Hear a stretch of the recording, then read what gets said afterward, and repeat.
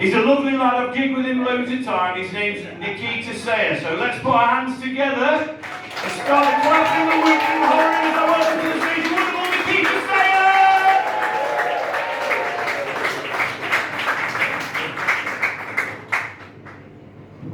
Evening. So, has anyone in here been on a speed awareness course recently? Yeah. A few of you? So for those of you who don't know what speed awareness course is, you basically just go sit in a classroom and learn about speed, heroin, cocaine, a bunch of other drugs. No. Speed awareness course, I rocked up. You get a preconception of who you think is going to be on this course. I thought it'd be a lot of chaps in suits with BMWs. It turned out the only chap in that room was me. The average age of the attendees was about 75. The whole thing resembling more of an old folks home on tour than it was a speed awareness course. Just waiting for the ukulele band, followed by a rendition of We'll Meet Again. Where this speed awareness course was, it was in a hotel, like I say, it was in a place called Beijing Suite.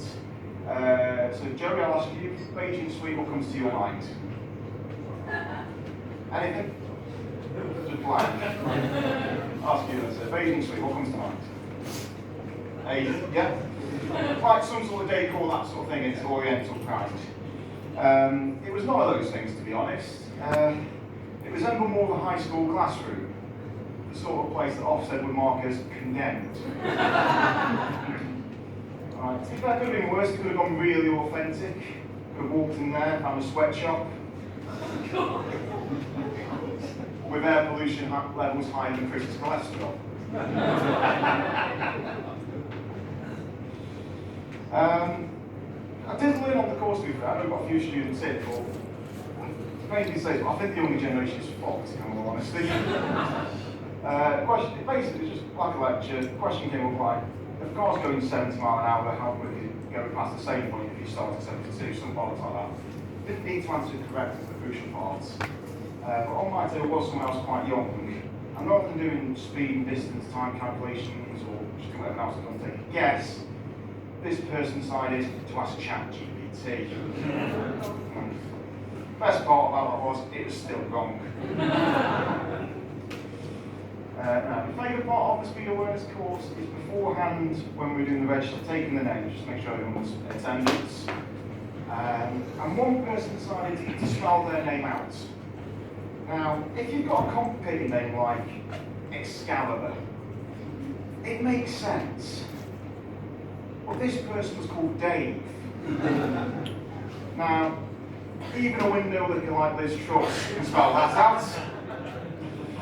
Don't know why he felt me to. Yeah, a bit about myself. So I'm 24, believe it or not. I've been told previously I look like I survived a 24-year-long marriage.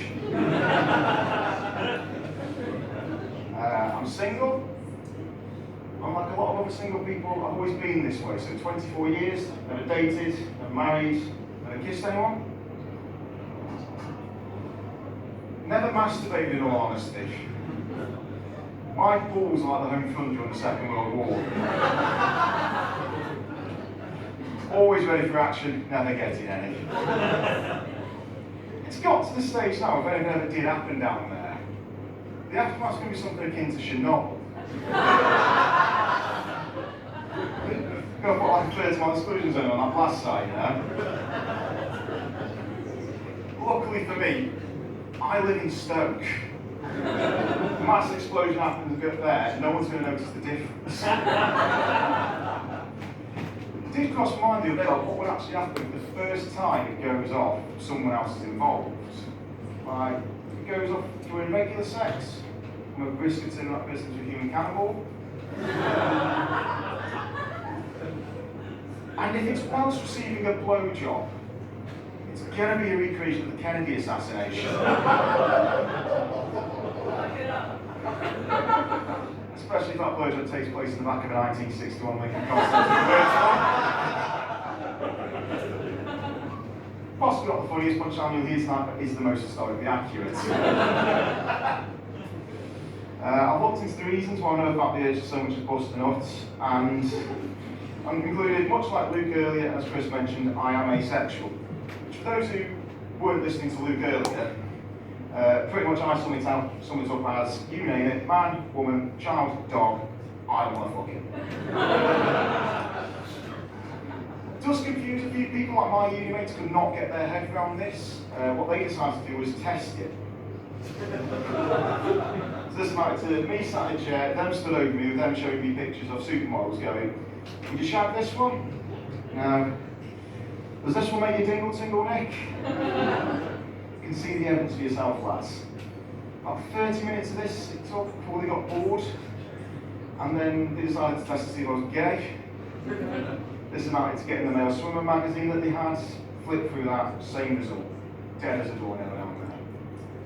The whole experience was a bit like being at the opticians. Just sat there going, is it better number 1 or number 2? Do you prefer Bruce Jenner pre-op or post-op?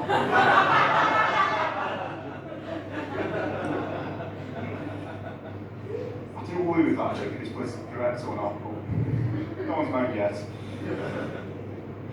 I found out it's not a fucking segue, it's just a fucking brick wall just hit. But I found out the other day that dating app Tinder now has a section just for the asexual community.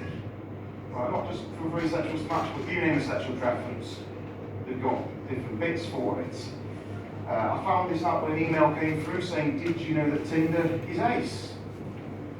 And I thought, no, it's shit. 6 years I've been on the app, not one match. Now, whether that's because I've got asexual on my profile, or if it's because I look like this, I'll let you decide. I did decide to check it out, and discovered that within a 50-mile radius of my house in Stoke, there were just 4 other people who said they were asexual. Well, 4 who, like me, are stupid enough to put it on their Tinder profile. Say what you want about that app, but the business model is perfectly summed up in the Foo Fighters song, All My Life. We haven't got any Foo Fighters fans in, have we? The lyric in question just basically goes, done, on to the next one. That's one way to kill a joke, isn't it? Explain the Foo Fighters off a good fucking thing. Anyway. I lost my watch on a train in Manchester, I don't know how long's left for. It's why you never wear a hoodie, you just put the thing in your pocket, I think pops. I will finish on a quick quiz question. So, can anyone in the room tell me why cornflakes were invented? It's not you, aren't you? Bang on! Few people in disbelief? This is a genuine fact. The inventor of cornflakes, Kellogg, he believed a bland diet would prevent the sin of masturbation. Now, I enjoyed a lot of cornflakes as a kid. And I don't want to say that correlation does mean causation, but I do wonder if the reason that I'm asexual is because I enjoy a bowl of big green cock for breakfast. I think that's it. On that note, I'll pass you back to Chris.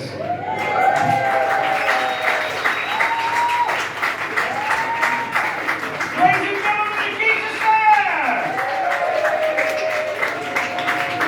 I think if you went on Badger.com, you'd find a match. Look at that, eh? Yeah. We've got one.